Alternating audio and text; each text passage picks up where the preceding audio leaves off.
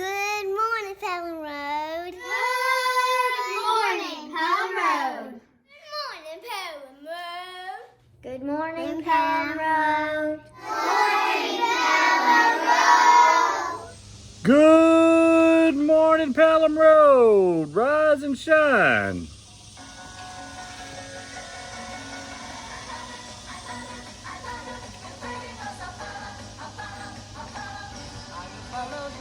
This is Sister Act.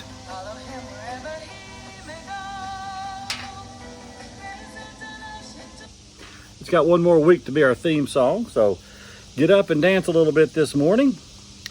I have a variety of preliminaries this morning. First of all, they say it's 80 degrees out here, but my hair and the humidity says it's got to be more like 125. But I will get through. I'll push through the heat. We have some good news in South Carolina on the COVID front. I'm hesitant to be optimistic because this has went on so long. But there's some numbers that I'm going to share with you that should give us some reason to hope. On August the 1st, our 7-day average of infection rate, meaning for how many people that were being tested were turning up positive that they had the COVID-19. On August the 1st, 19% of our population in South Carolina, the test came back positive. On August the 8th, 18.5% came back positive. On August the 15th, 16.1% came back positive. On August the 22nd, 14.2% came back positive.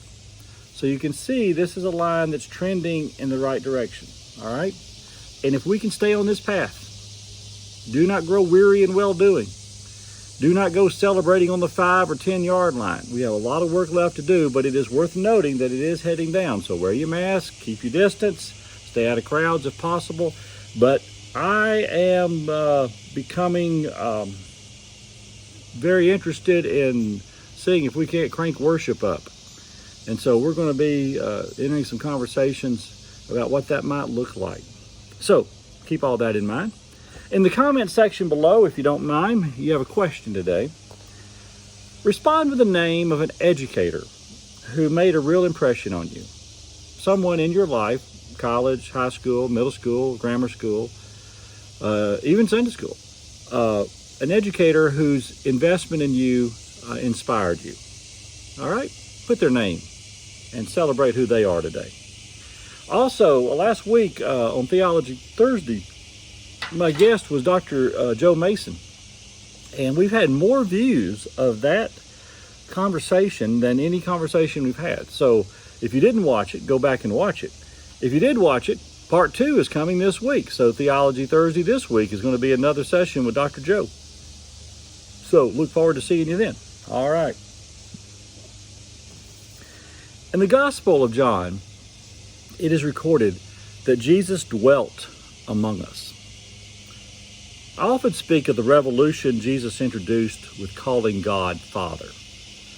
On the same scale with that is this new idea that instead of seeing us from afar, that Jesus would actually dwell right here with us. It's been a long time, but I think the Greek for among us is something like he pitched his tent with us. And for a tribe of people that were semi-nomadic, a tent was not a vacationing spot. A tent was the house. It was where they lived. So Jesus lives with us. Now, the way Matthew tried to explain this was this way. I was sick, and you looked after me. I was thirsty, and you gave me something to drink. I was naked, and you clothed me. I was in prison, and you came to visit me. I was hungry, and you fed me. I was a stranger, and you welcomed me in. Now, Matthew was a superb storyteller, and he holds the twist to the very end. But Lord, when did we see you? naked or in prison. It was when you stopped and you stepped in and you helped one of my sisters or brothers, because that was me. I was with you. I was dwelling with you. That was me. Jesus pitched his tent with us, and he looks a lot like the person with chronic lung disease. Jesus pitched his tent with us, and he looks like that person in jail. Jesus pitched his tent with us, and he looks like that immigrant trying to come to America. It's when we start to see Jesus everywhere that our faith becomes 3D. The sister waiting on our table, that's Jesus. That divorced mom trying to juggle everything with 3 kids, that's Jesus. The guy returning from prison and just trying to get a job, that's Jesus with us. Jesus is still among us. All we have to do is open our eyes to see. Have a great day.